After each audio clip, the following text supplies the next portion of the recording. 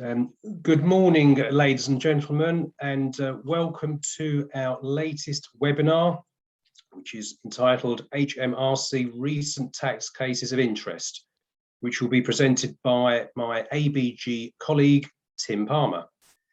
Usually, I'd spend my introduction talking about Spurs. Tim and I are both big fans, but I won't today, as results of late haven't been particularly good. So you're fortunate that I'll keep that bit very, very brief, I'm afraid.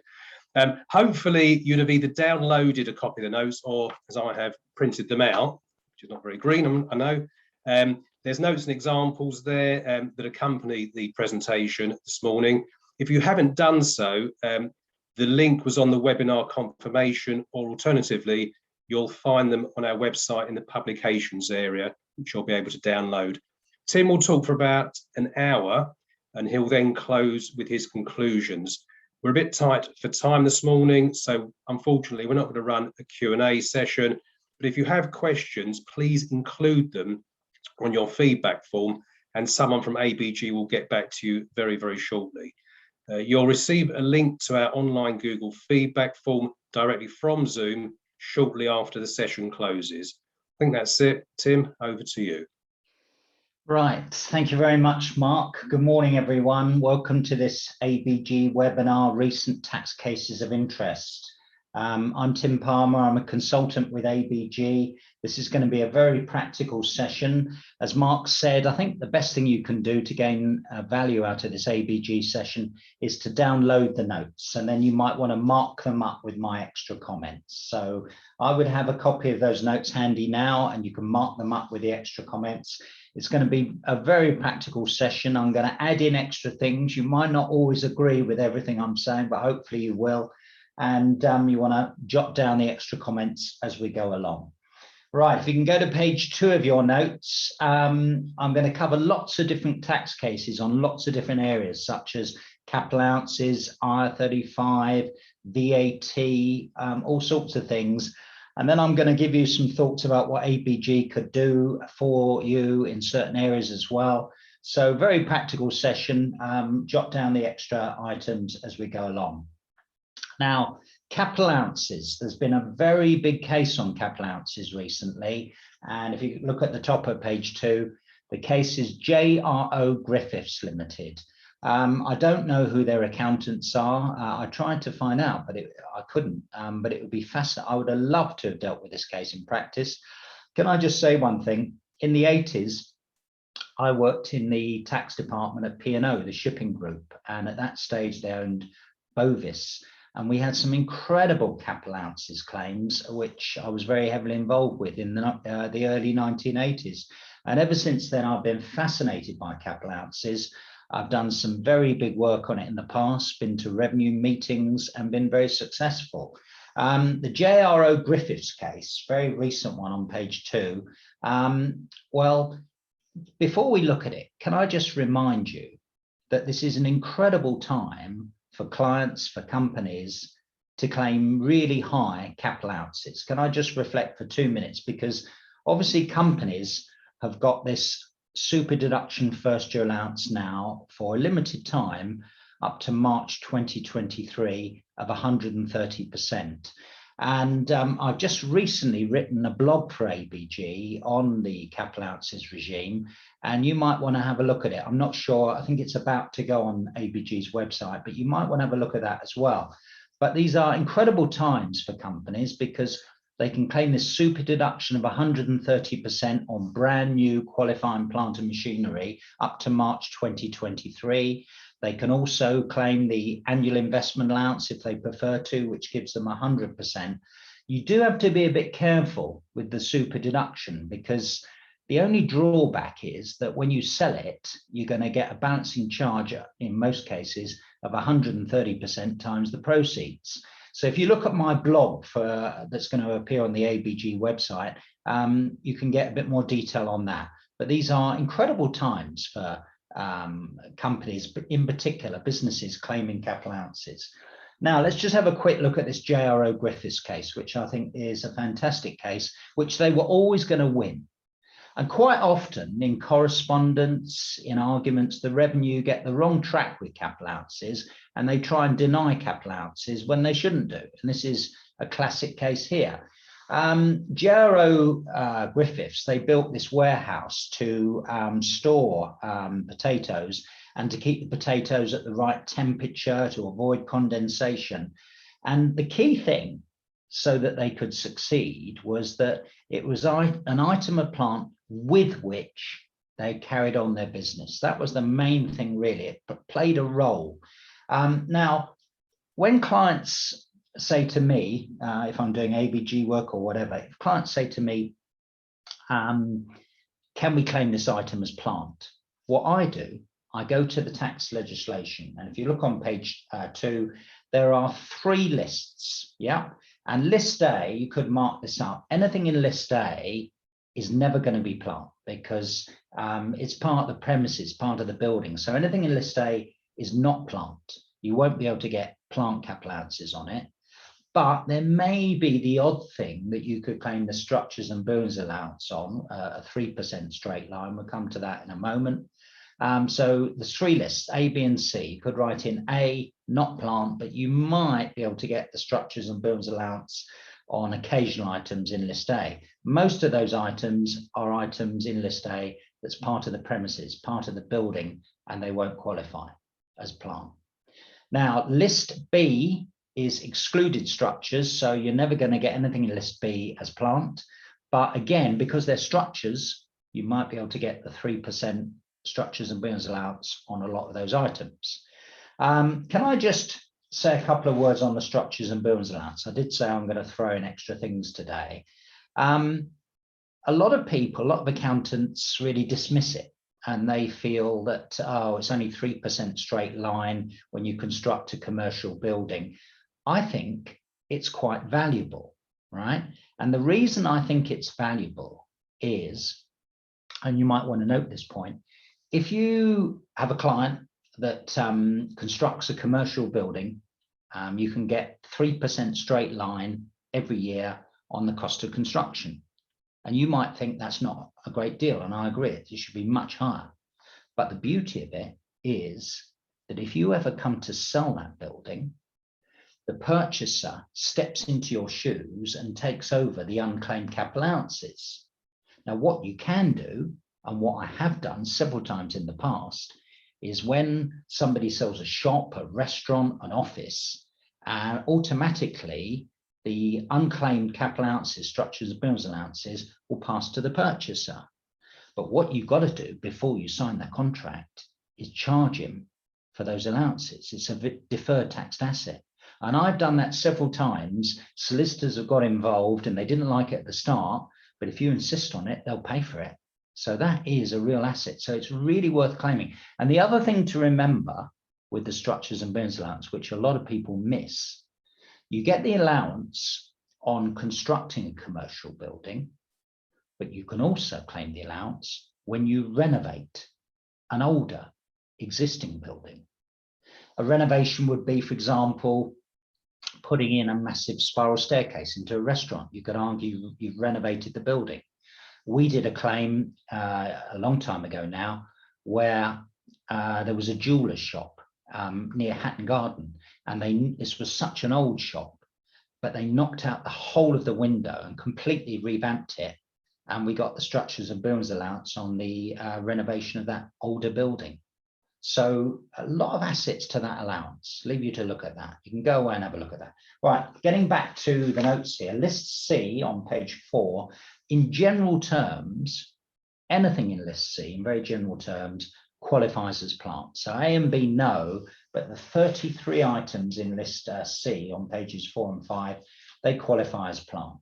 All right, so I'll tell you what, let's just have a look at the JRO Griffiths case on page 6, the recent case, and see where their expenditure features in list C. All right, so if you go on with me to page 6, so they spent 320,000 constructing a warehouse to store potatoes. And they provide the potatoes to the Chris industry. They're quite a big concern. They don't want any condensation. So they spent a lot of money, 320,000, but there was so many features to that warehouse, it played a big role in their trade. A normal warehouse would cost 60,000, but because they had to do all this stuff inside it to make it functional, they spent 320. And what they did, special insulation, everything. And what they did, they claimed that it was a silo for temporary storage. Now, if you go back to list C, the second page of list C, which is on page 5, you can see item 28A, silo provided for temporary storage. And also, they said it also fell into item 18, cold store. So they got 2 items there, and the judge agreed with both of them. So I think the art to this is to prove that if you're trying to claim that it's plant, to use these cases in correspondence against the revenue and find the item, as they did within list C, hopefully, that your expenditure falls within. That's what I would do, and that's what I have done many times, and it's been very successful for us. And at ABG, we've got a very a strong capital allowances team that will be delighted to help you further with any capital allowances queries. Right, leave you to consider that. Can we now move on? Now go on to page 7. So today I'm covering all sorts of recent tax cases on lots of different tax areas. And the one that everybody's talking about at the moment is the Gary Lineker IR35 case on page 7. Now, I understand that this is about to go to the tribunal. It may already be there, and then you have a long wait till you hear the decision and the verdict. So because I'm not involved in the case, I don't know exactly the date that it's going to the tribunal. It may already be there, but they're keeping this very quiet, and nobody, unless you're involved, really knows. But can I give you the background to this case? The background to this case. Now, Gary Lineker, the very well-known presenter on Match of the Day, and he presents for BT Sport, the European matches as well. HMRC came after his partnership for IR35 tax and national insurance of just under 5 million, a lot of money. Now, can I give you the background to what Gary did, right? The background is that he formed a partnership with his ex-wife, Danielle, okay, and they formed this partnership and they billed the BBC through the partnership for quite a few years. And the BBC just paid the fees of the partnership, no pay-as-you-earn, no class 1. And the revenue's argument was that, Gary, you formed that partnership to avoid being an employee of the BBC. And the revenue said, Gary, if you hadn't got that partnership, if you worked directly for the BBC, you'd be an employee of the BBC. And so they hit his partnership with IR35. Now, this is an interesting case because this is the first major case there's ever been where the revenue have attacked a partnership on IR35.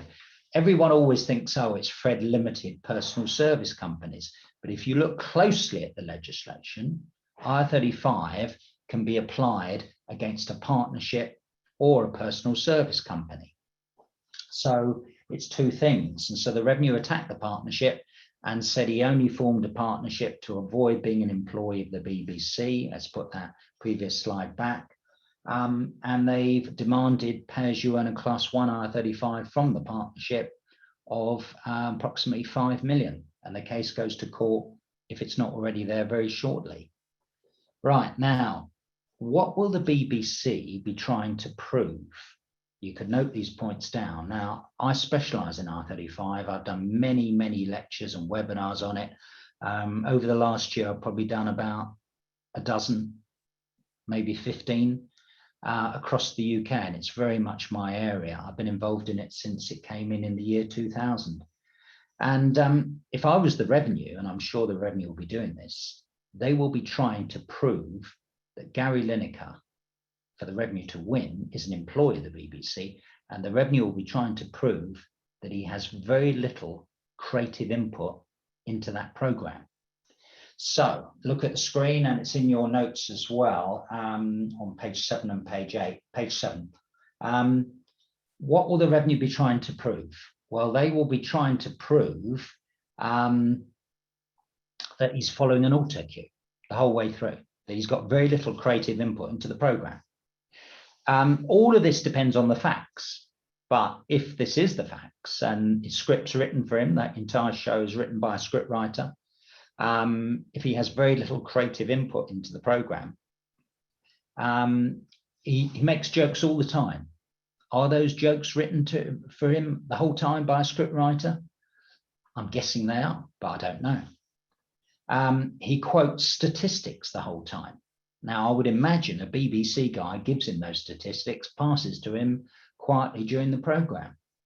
See, the thing is, what the Revenue will be trying to argue is that he has very little creative input into Match of the Day, into the BT Sport programs.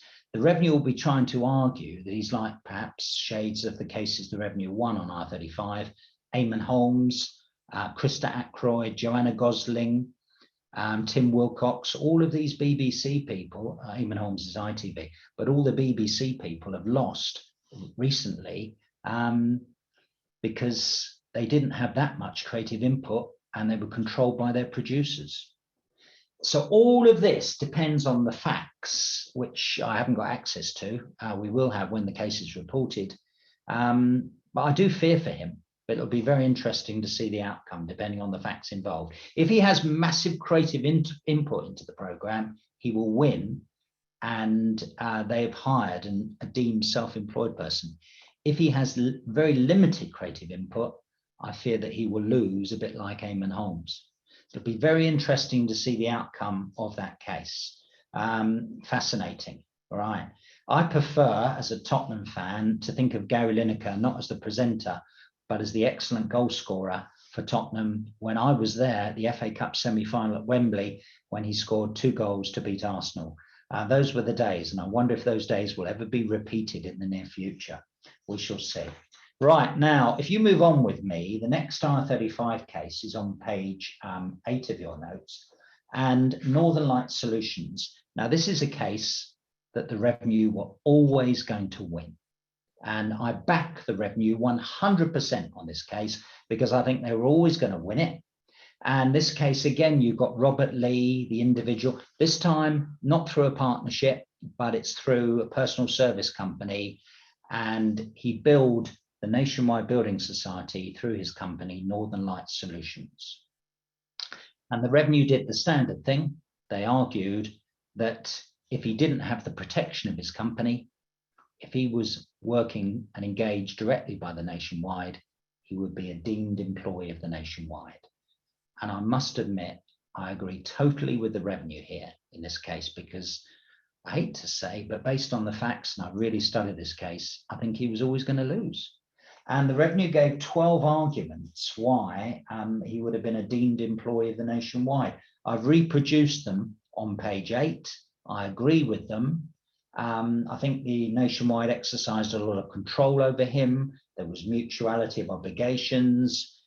He worked there for many years. He had a fixed contract. He was doing set hours, 7.5 hours days, day in, day out. He had a set number of hours to reach each week, every month, every year. He was a glorified employee, in my opinion.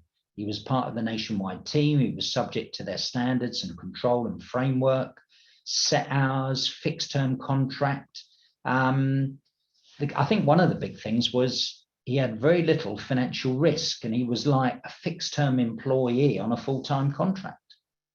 So he lost in the lower tier. He's just lost again, and this case is now finished. But I do see, you know, from my work on R35, banks and building societies quoting this case when they send a status determination statement to somebody to say you're caught to R35. I wish this case had never gone to the tribunal, to be quite honest. Right, okay, leave you to consider that. Now, can we move on? Page 9, the third and final R35 case of today is HMRC versus Athol House Productions Limited. Now, this is a very interesting case involving Kay Adams. Do you recognize her? She's very well known for producing a show that I've never seen, actually. Can I be honest with you? Never seen, Loose Women. But this case was all about her radio show. Now, before coronavirus, I regularly traveled to Scotland, probably once or twice each month. And, you know, to Glasgow, to Edinburgh. I went to Inverness. I must admit, I didn't particularly enjoy going there because when I went there, it was always very cold. Lovely place, don't get me wrong, I love Inverness, but we had difficulty once you flew there. Sometimes you couldn't fly back. It was a nightmare. But anyway, I spent a lot of time in Scotland, and sometimes when I was, you know, in the hotel or whatever, in my room, then, you know, walking to the conference centre or wherever it was, I would listen to the Kay Adams show. She had a radio show with BBC Radio Scotland, all right? And she billed the BBC for presenting that show for quite a while through her company, Athol House Productions Limited. And so she billed the BBC through Athol House Productions Limited, and the revenue attacked it under IR35. She has won twice now at the lower tier tribunal and also at the upper tier tribunal. And to be honest, I always thought she was going to win. Why? Because it was her show. It was called the Kay Adams Show.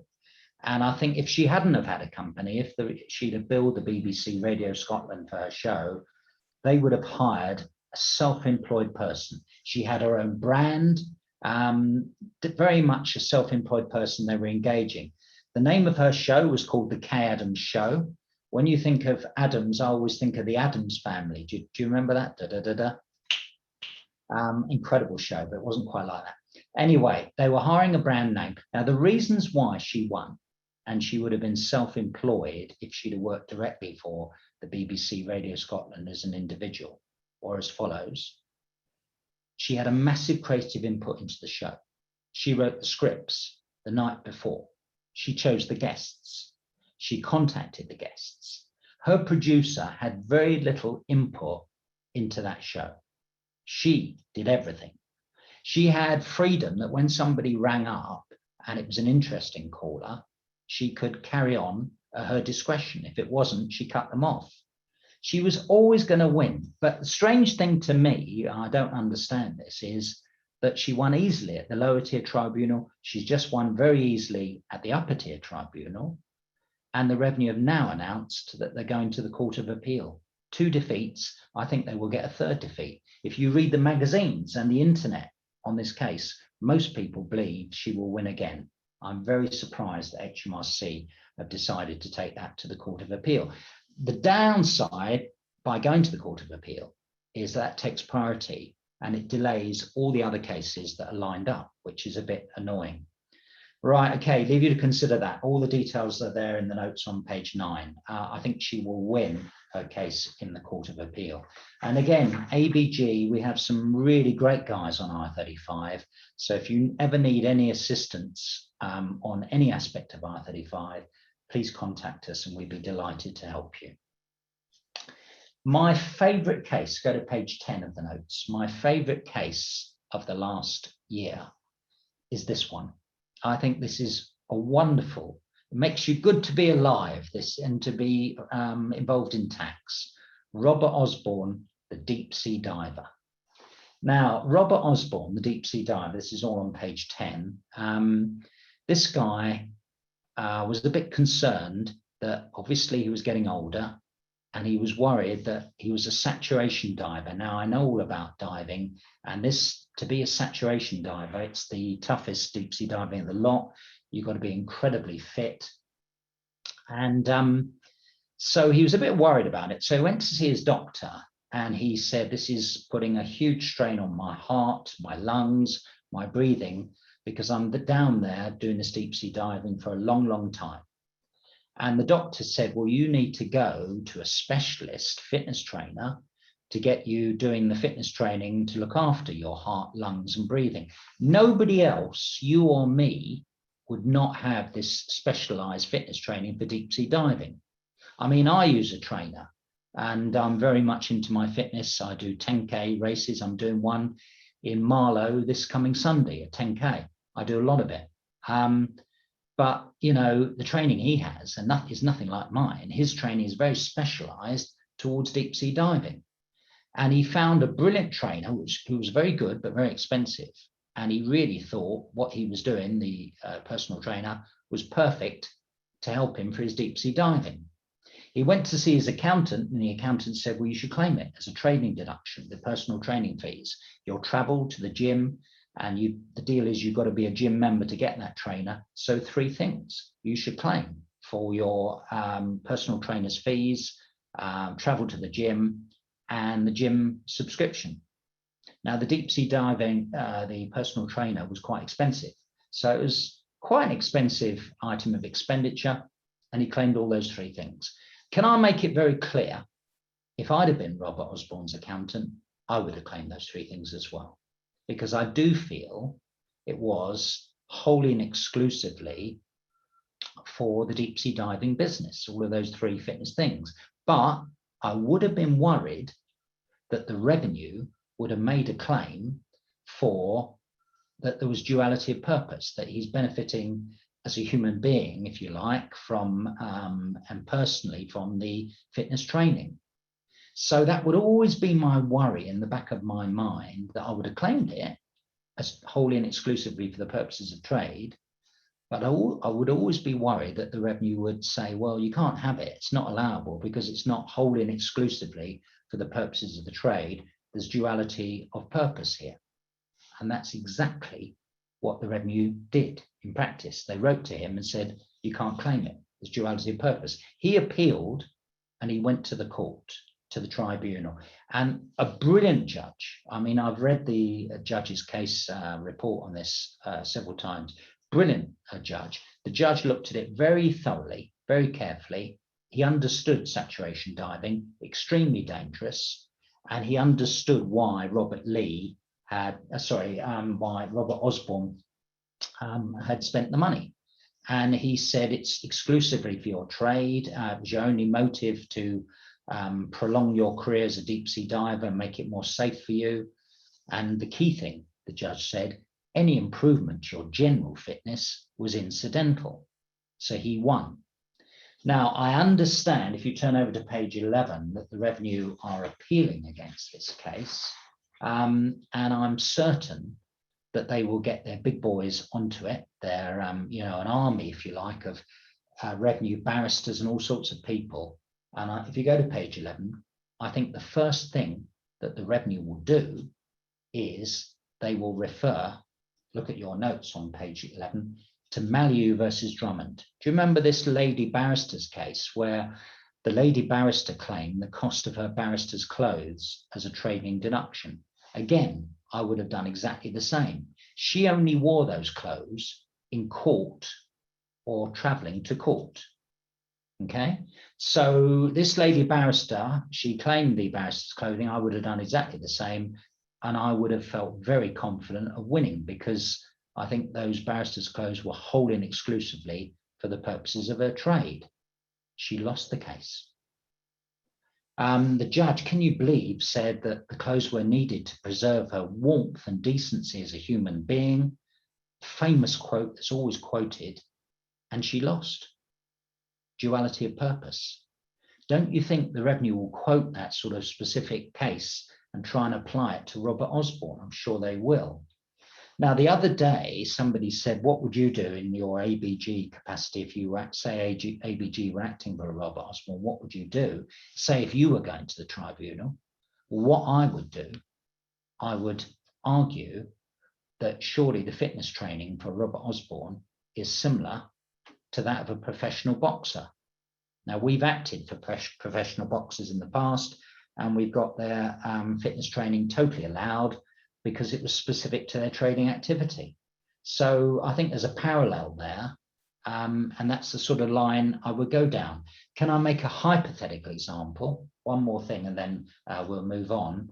Emma Raducanu, the incredible English tennis player who I've been following for about 3 years now. I saw her play actually a few years ago at Junior Wimbledon, when she actually played Layla, the girl she played in the final, but she played her and beat her in 2 straight sets. 3 years ago at Junior Wimbledon, which nobody seems to have really noticed, but I saw that match. Anyway, Emma Raducanu, this is hypothetical because we don't act for her, but I would imagine she's been a tennis professional for a few years now, even when she's been at school. And she must have done accounts, and surely she would have claimed her trainer's fees in those accounts. I don't know, this is all hypothetical, but those are along the lines. I mean, my daughter, Amy, she's there.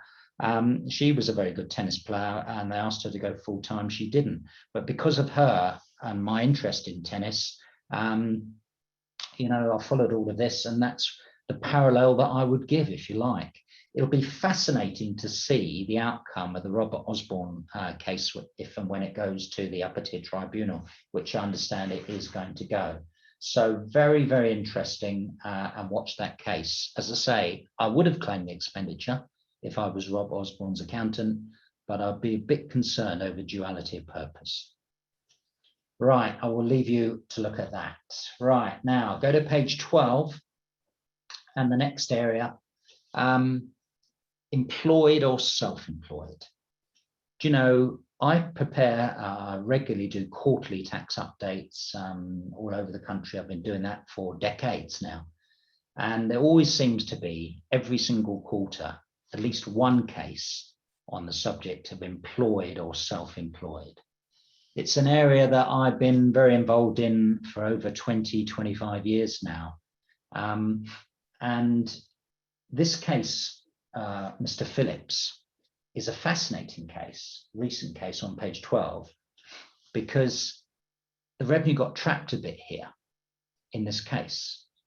You might want to jot anything down on it, but the main thing is that the background to this case is that the revenue discovered that Mr. Phillips, a self-employed negotiator, he hadn't paid his tax, his self-employed tax. And the revenue turned round to Phillips and they said to him, well, you haven't paid your self-employed tax for a few years now. We're going to issue you with demands and assessments for the self-employed tax going back 4 years, maybe longer. And you owe us this money.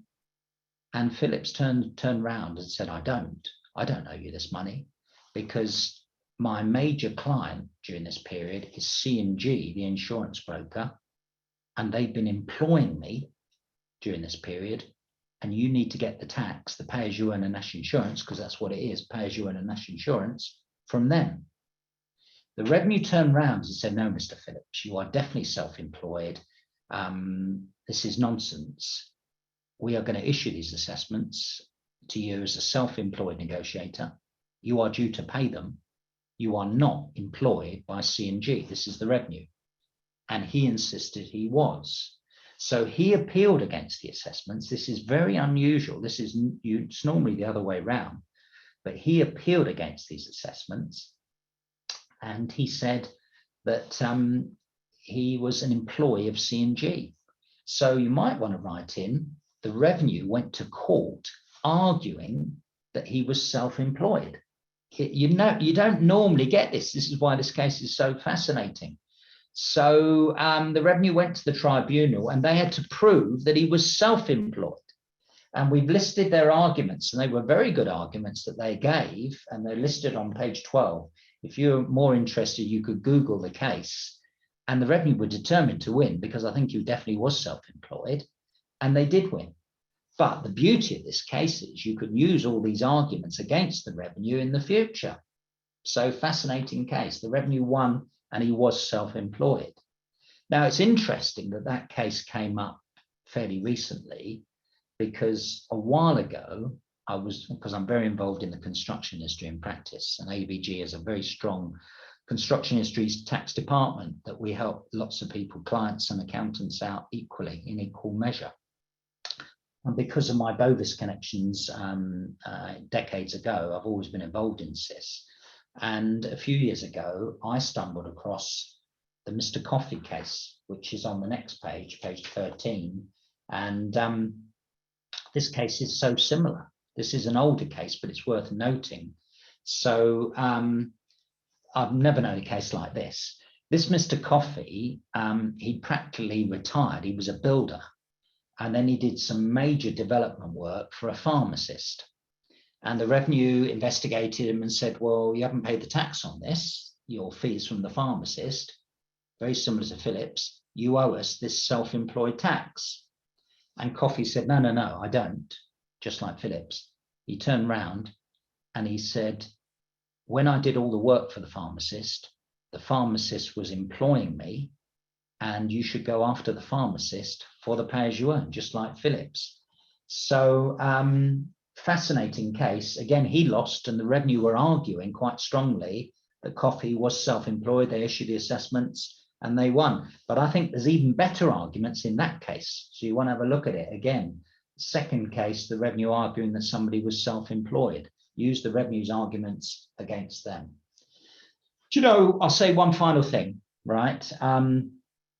If anybody says to me, what's the best ever case on employed versus self-employed, I would say Castle Construction of Chesterfield Limited.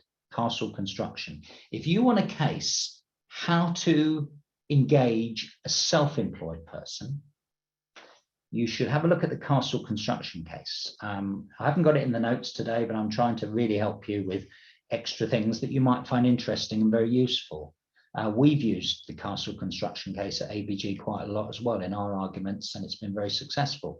Castle Construction of Chesterfield, they were a very big building contractor, and they engaged over 320 subcontractors.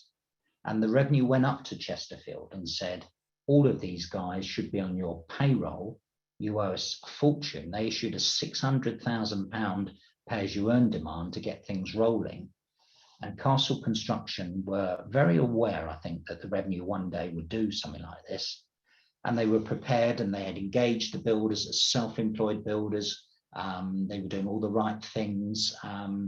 All the arguments they put up were correct, truthful, totally truthful.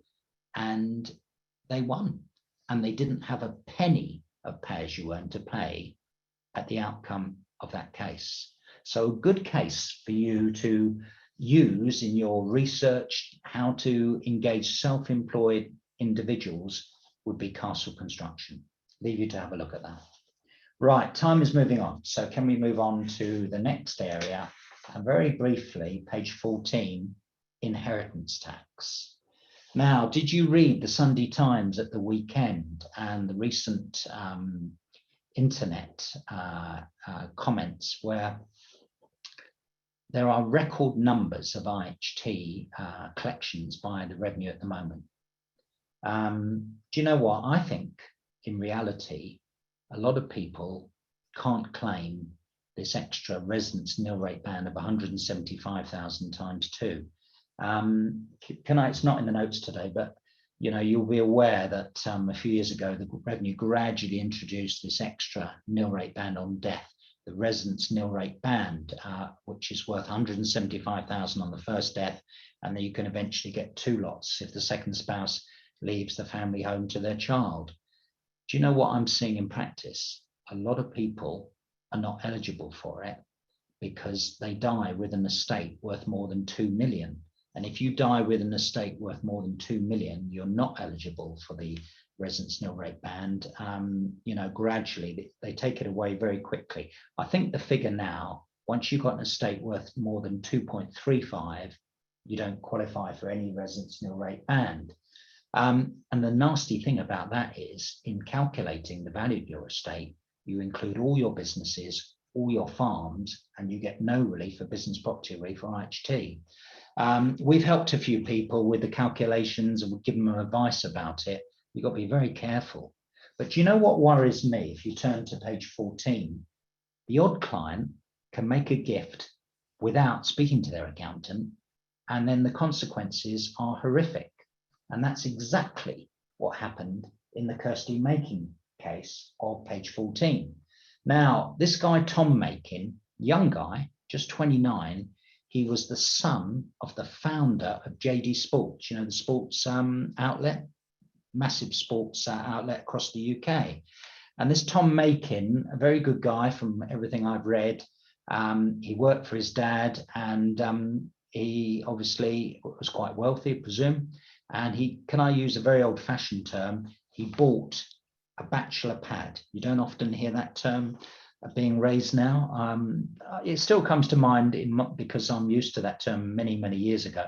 There was actually a pop group called the Bachelors. I think they were from Ireland. I don't know if anyone watching this remembers the Bachelors. Email me if you do. But he had a bachelor pad, and he met this girl, Kirsty, a bit older than him, and he fell in love with her, and he said to her, come and live with me. So she moved in with him and his bachelor pad.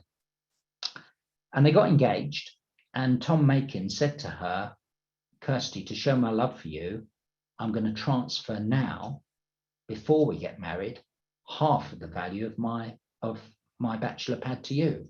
And he did that, which personally I think was a huge mistake, obviously, because he should have just waited till he got married and then transfer the ownership after he got married.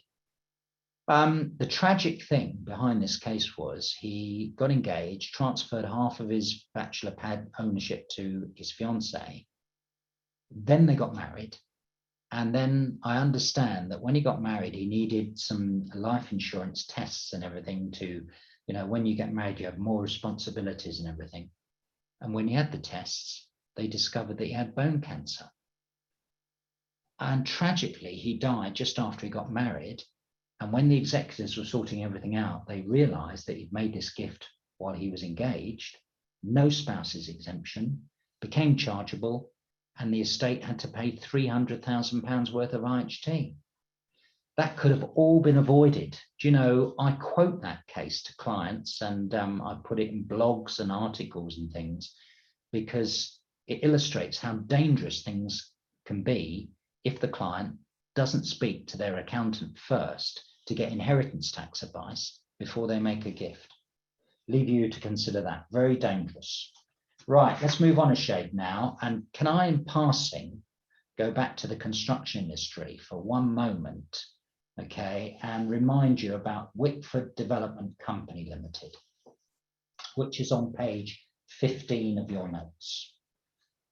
Now, Whitford Development, I know them very well. They are builders in Essex, where I used to live before I got married.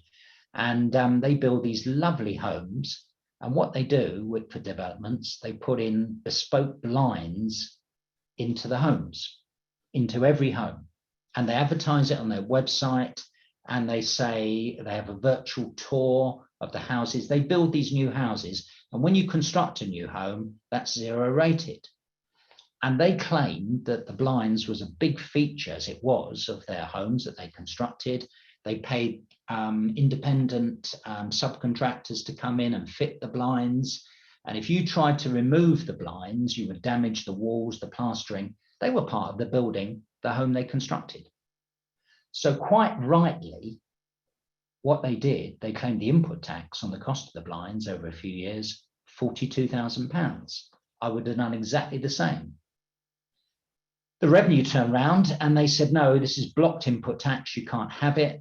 I think that argument was always flawed by the revenue. And the Whitford were furious and they went to court and they won. And the revenue have now accepted that, I understand. And now these people that do put blinds, these builders in their new homes, then sell the new home, it's part of the supply of the new home. And you should be able to get the VAT back on your cost of the blinds that you fitted into these buildings. Now, one accountant told me, if you go over to page 16, last year that he heard me mention all of this at the lecture, my webinars, and they made a retrospective protective 4-year claim on the back of page 16, top of page 16 in your notes. So go over to the next page, page 16. And they did this protective 4-year claim and they've just got their refund back. I think it was over £50,000. So, it's worth looking, and perhaps that accountant wouldn't have done it if he hadn't have seen my webinar. So I think you want to tell, and the building clients, if they do put these types of blinds into their new buildings, you should be able to claim the VAT back now. And if you haven't been able to in the past, you should consider a 4-year protective claim to do so, repayment claim, and hopefully you should be successful. Right, leave you to consider all of that. Now that Wickford developments perhaps is good news for builders. I'm still really worried about dentists because the revenues still seem to be targeting them. We at ABG, we had some emails from a couple of dentists recently, the accountants, and there was also a group of dentists. So we've had quite a few actually people contact us and saying that the revenue are still targeting dental associates. So the revenue still, and this has been going on for about 5 years now, 6 years, and they're not dropping it. I've got a dentist friend of mine who lives near me, and she owns this dentist practice, and she said the revenue claimed that her dental associate was an employee of the practice. So this is not going away. Can I remind you, with dental associates, these are people that are newly qualified as dentists, and normally they go and work for one dentist pretty much full time after they've qualified. And the dental profession always seem to treat dental associates as self-employed people, but the revenue think they're not. The revenue think they're employees of the dental practice. And unfortunately, there was a case on this a while ago, and you can note the case, it's in your notes, Whetstone versus Medical Protection Society. And in this case, the judge turned around and said, Mr. Whetstone, you're the dentist. You've engaged in this chap called Mr. Sudworth. You've claimed that the dental associate Sudworth, is self-employed. We don't think he is. And the judge said he's an employee. So case where a dental associate was held to be an employee, and I've seen the revenue quote that case in correspondence. You need to be very careful. In the past, I have helped a couple of dental hygienists now, the lady who cleans the teeth. The revenue argued that one of them was an employee of the dental practice. We won that case, and our arguments in winning it are on page 16, and you can follow them. And I think the dental associates, the dental hygienists, if you do it properly, are quite easily defendable, and they are self-employed. I do have slight reservations, though, I've got to be honest, over dental associates. Leave you to consider all of that. Right, okay, the next area, VAT cases, page 17, we're switching to VAT. And one of my favorite areas that I've been really involved in over the last 3 or 4 years, heavily in practice, is when a business buys a business-only car that's incapable of private use. If you do that and the business buys a car that is never, ever going to be used privately, it's incapable of private use, I think you should be able to get the VAT back when you purchase the car. Right? Now, I've been involved in this over the last 5 or 6 years quite heavily, really. I've written pieces on it, all sorts of things. And one case that we were involved in a few years ago now was a case where a hotel got a wedding license, and they bought a wedding car and they claimed the VAT back on the wedding car, and HMRC refused the claim. I actually interviewed the owner of the hotel, and I asked her 6 questions that are on the top of page 17. And can we go through the answers? You could write them in. So the thing you really got to remember here, if your client or if your business buys a car and you want to claim the VAT back on the car, it's got to be incapable of one private journey. It must never, ever, not once, be used privately by a director, by an employee, or by the owner. And the key thing is it must be incapable of private use. And so what I do, and you could do the same if you wanted, I always ask, if I'm engaged to try and get the VAT back on a business car, I ask these 6 questions to the owner of the business, and if they give me the right answers, I'll claim the VAT back on the car. Right, what about this hotel that bought a wedding car then? I said to them, is it incapable of private use? And they said, Tim, it's only going to be used for weddings. So the answer was yes. And I said, give me a bit more detail about the business. And they fully explained that they got a wedding license. They held weddings in the hotel and in the grounds in the summer. It was a hotel wedding business that the car was just going to be used for that. Right. I then said, well, have all the directors and employees, everyone using that car, signed a statement? Have they been instructed they can never, ever be allowed, not once, to use it privately? And she said, yes, they have. I then said, right, on the days where there's no weddings, where's the car? And she said, Tim, it's only kept at the hotel in the car park. It's only used ever for weddings, nothing else. I said, where's the keys of the car kept? She said, in the hotel safe behind reception, and people have to sign for it and log in, log out. And she also said that she keeps a mileage log similar to the one on page 17 for every journey. She said, I can prove it's never, ever used privately, never will be. It's not capable with all the controls we put in. And we won that case, and she got the VAT back on the wedding car. She's buying another one, and I'm sure she will get the VAT back on the second one. So very interesting. And I'll tell you what, I'm not going to take the credit for this, but I have been publicizing this heavily at my lectures and webinars over the last 4 or 5 years. And there was a case on this recently, Barry John Graham, where this guy, Barry John, every time I think of Barry John, I think of the rugby player who I met decades ago. Lovely guy, Welsh rugby player. But it wasn't that Barry John, it was another Barry John Graham. And he bought for his business an Audi, a Mini Cooper, and a Porsche, and he got the VAT back on all three. You want to Google that case, it's very interesting. And also, there was another case, or a couple of cases, a couple of years ago now, Jane Borton. Now, she was self-employed. She had a building business, and she bought, I think it was a Land Rover. And she said, I've got a sports car for the evenings and weekends. I only use this Land Rover for business, going from site to site. And she proved it, and she won.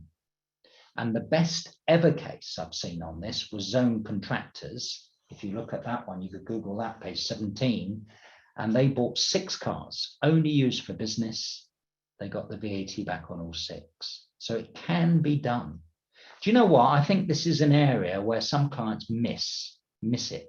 But you want to contact us, and we can really help you. Hopefully, as long as you pass these 6 questions, prove that the vehicle is incapable of private use, then you will succeed and get the VAT back. And finally, if you go to page 18 of your notes, the next and final area for VAT that I want to mention today is VAT and private tuition.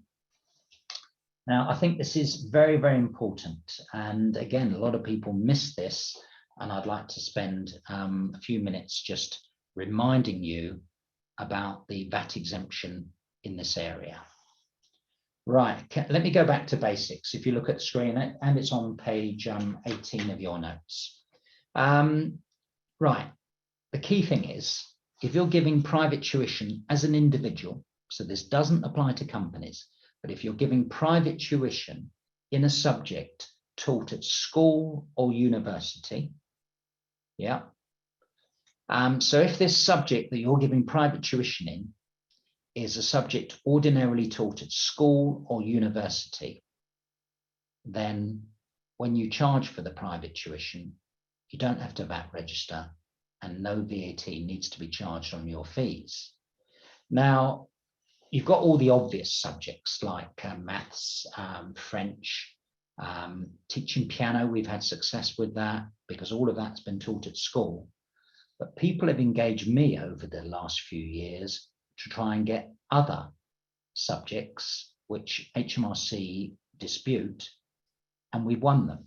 Let me give you some examples, right? So remember, this exemption can only be claimed by self-employed individual, self-employed, giving tuition. If he's got an employee and the employee gives the tuition, the exemption doesn't apply. So it's only for that self-employed individual or partners in a partnership, self-employed partners. Doesn't apply to companies.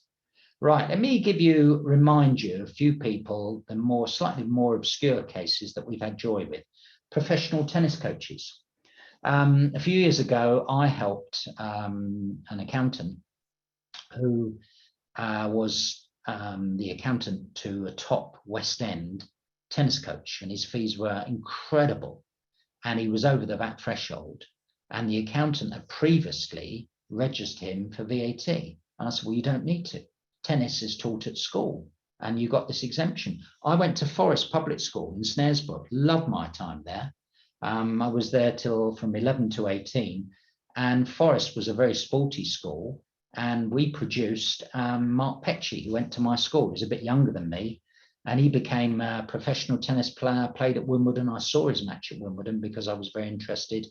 He represented Great Britain in the Davis Cup, and he became Andy Murray's tennis coach, and he recently helped Emma Raducanu as well. And he commentated for Amazon Prime recently on Emma's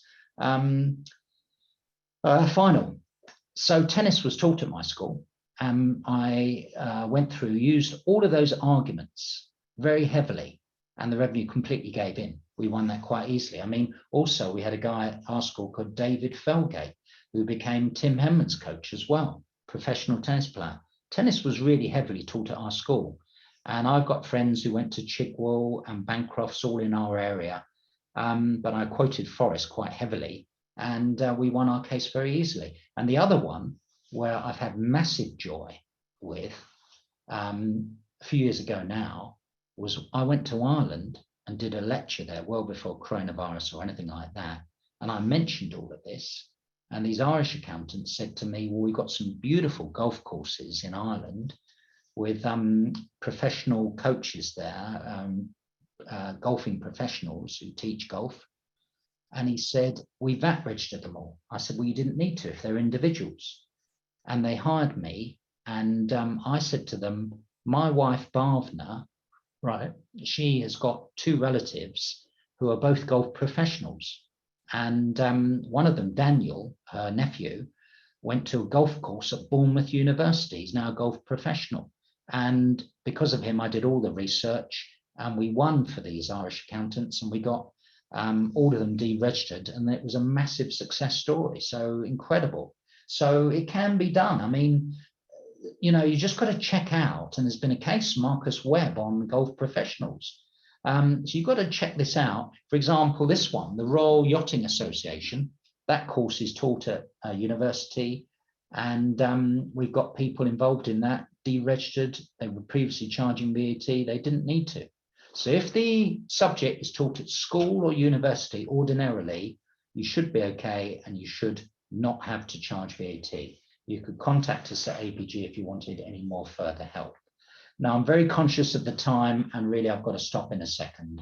But can I finish by going to the last page and just saying this? I think you should use all the arguments that you've seen in the various cases I referred to this morning, and use them, first of all, in correspondence against the revenue. Yeah. That's the first port of call, to really try and argue your case well, in correspondence, in meetings with the revenue, and put up all these arguments for the tax cases that I referred to. Does I-35 apply? Can you get cap allowances? Are you exempt from VAT? Can you get the VAT back on the business vehicle? All these things I've mentioned. I think if the revenue still won't budge, and they're adamant that you can't claim the VAT back, you can't get the cap allowances, and you know that the revenue are wrong, I think the first port of call, the next port of call, should be to apply online for alternative dispute resolution, which I've done many times and very successfully with cap allowances, with VAT, with all sorts of things. And if you go to page 19, it sets it all out there. And basically, you get an independent mediator appointed, and he will hopefully help the accountant resolve the issue with HMRC. And look at the benefits of it. It's very quick. You go to page 19. So you apply online, you get an independent mediator to resolve everything. It's quick, it's very cheap, it's private, and you got control of the whole shooting match. You could have the meetings at the accountant's premises. You determine the depths of what you're going to cover. Your people go there. I love ADR. I've had a lot of joy and success with it over the years. So I would heavily recommend that. And to be quite frank with you, once a few years ago now, we had a dispute with the revenue when we claimed cap allowances on landscaping, and the revenue wouldn't give in. And so we had successfully claimed that the cap allowances were available on the landscaping because it was themed expenditure. So if the landscaping is themed expenditure playing a role in the trade, then hopefully you should succeed.